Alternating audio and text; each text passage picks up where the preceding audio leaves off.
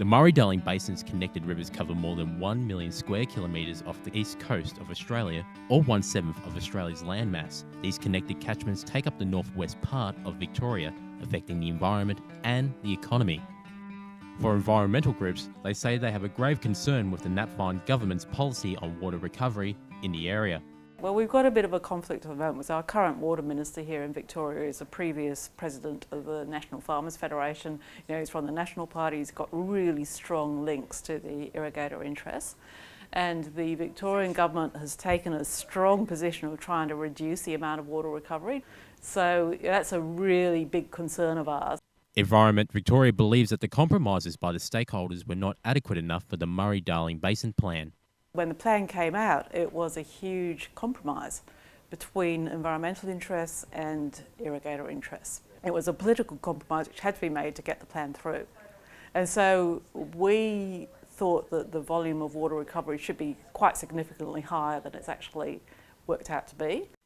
But CEO of the Victorian Farmers Federation, Graham Ford, believes that the current water allocation is still not sufficient enough.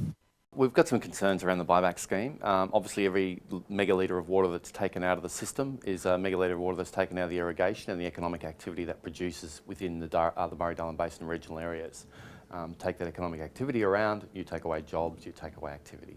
While reforms for the plan in Victoria is well away down the track, current concerns are still mounting for which future state government will best implement the scheme. The basin plan, or the foundation of the basin plan, is laid down. Now it's about implementation. So the implementation is important to us, but effectively that's based on a Victorian system, Victorian laws. It's about those Commonwealth agreements. So the debate's moved on now to about implementation of all the principles that have been agreed to. The major problem for our irrigators at the moment is actually the cost of water. Liberal, National and Labor candidates who are currently campaigning for seats in all of Northern Victoria's regions will have to assure voters that their respective parties will manage the Murray Darling Basin's interests effectively. In a statement, the retiring local member for Northern Victoria's region, Labor's Kay Davaniza, believes that they are the best party for the health of the Murray Darling Basin. The Northern Victorian community understands just how important the health of the Murray and its tributaries are to the region.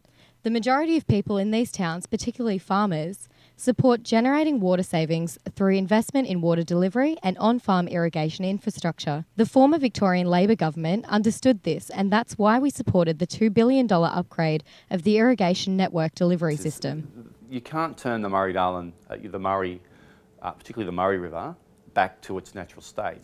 It is a managed river now. It is full of locks. It's got dams all the way along it. It's got locks all the way along it. Unless you remove all those structures, it is never going to be a natural flowing river ever again. And I don't think any government is in that space. So then the challenge is, okay, how do we manage it best, given what we've already done in the past? How do we manage it the best going forward with the best science that we have?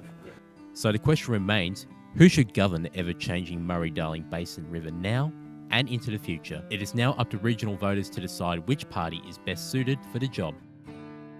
Chad Phillips, Unipoll Watch.